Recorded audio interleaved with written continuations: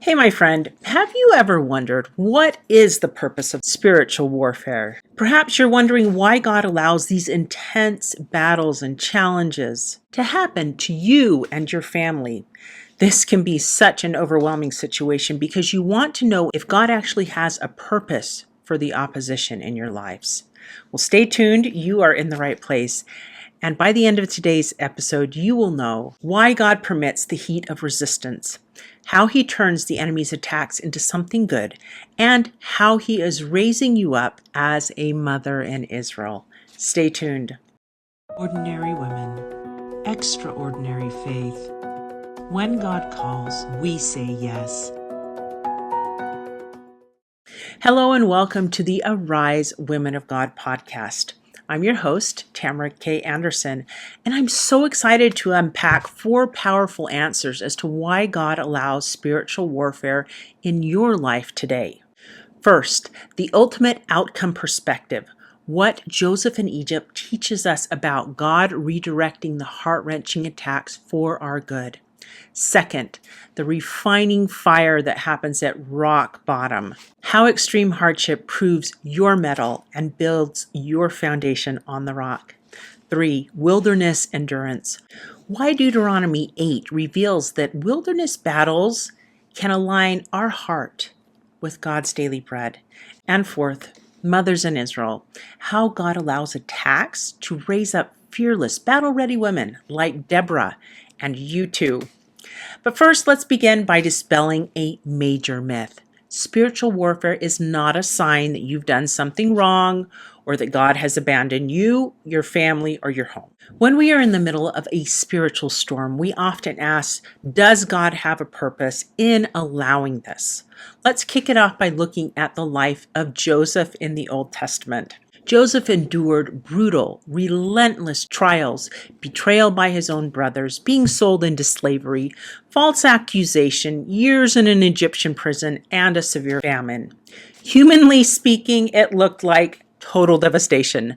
But look at the divine perspective Joseph shared years later in Genesis 50:20 when he was reunited with his brothers. But as for you, ye thought evil against me, but God meant it unto good, to bring to pass as it is this day, to save much people alive. Oh my goodness, guys, here is the first major purpose of spiritual warfare. God takes the enemy's targeted attacks and redirects them to bring about salvation and strength for an entire family. Satan may intend a trial to destroy you or your home, but God allows the opposition because he is playing the long game. And God can use that very battle to save your children and secure your lineage. I had a discussion with a family member who is struggling with their faith recently. They asked me how I knew God lived and that he was real. In that moment, I was able to share that I had come to know, really know, Jesus during the biggest trial as a young mother, when I was dealing with the extreme challenges of raising 2 sons on the autism spectrum. Physically, it was exhausting. Mentally, it was so difficult. And spiritually, I really struggled, wondering why God hadn't just healed them. I knew I had enough faith, but there I sat over 20 years later, testifying to this family member that God had used my struggles, like Joseph's, to strengthen my faith and testimony in Jesus Christ. So, my friend, I know how hard spiritual warfare is. I too have had bitter moments in hard times when my knees were buckling under the weight of doubt, trial, grief, and sorrow. And I shook my fist at heaven and asked, why? Why me? Why my child? It would be so much easier if we didn't have this extreme hardship.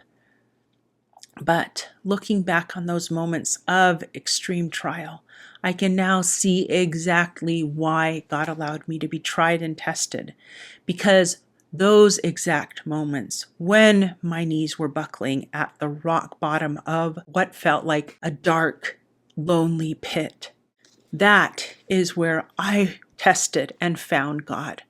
I learned at rock bottom that building on Jesus Christ is the only sure foundation. I found in grueling moments that I could lean completely on him, and he would never fail me. I came to know that he really does live, and I truly can do all things through Christ who strengthens me.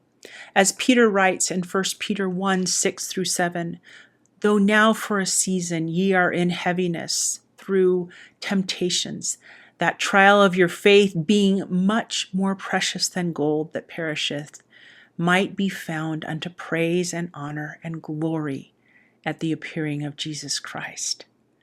So, the second purpose of spiritual warfare is refining.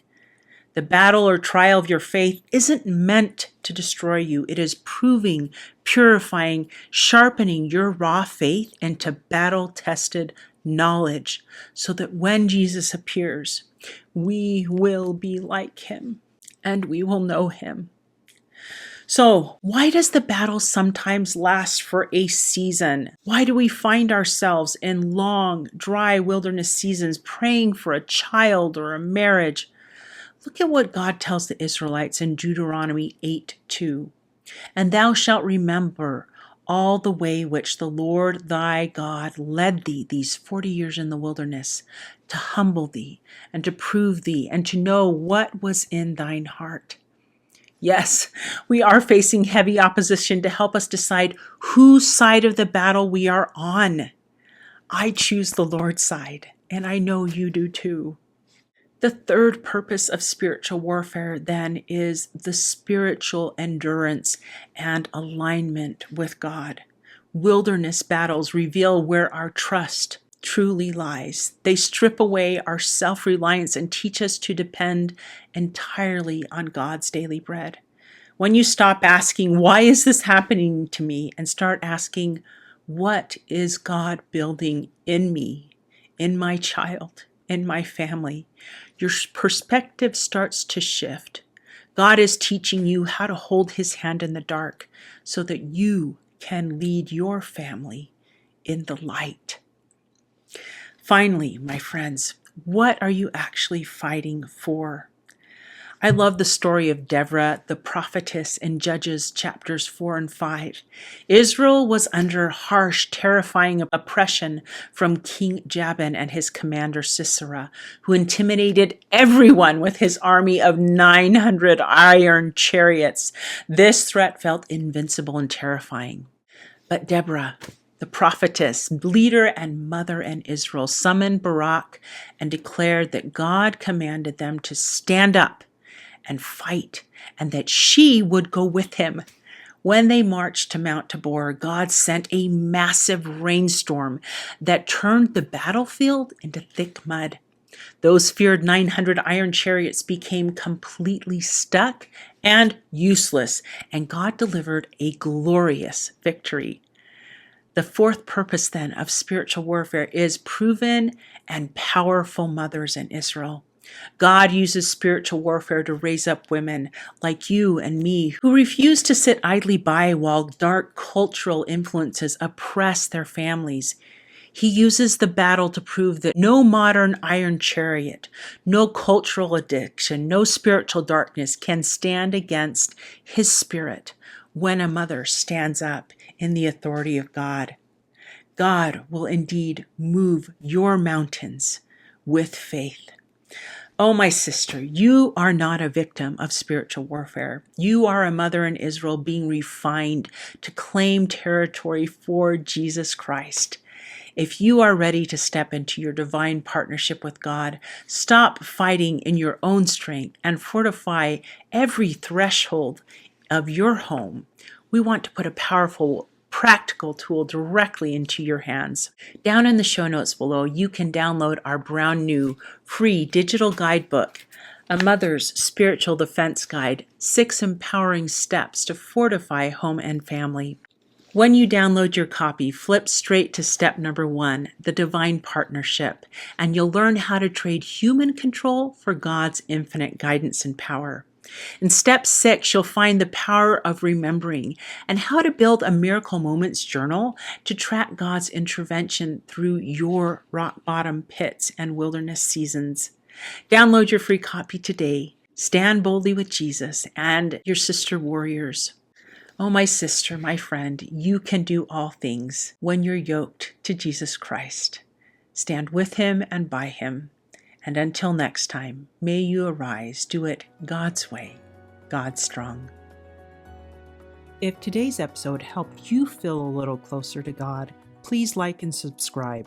It helps us grow and ensures Heaven's whispers stay at the top of your feed whenever you need them most.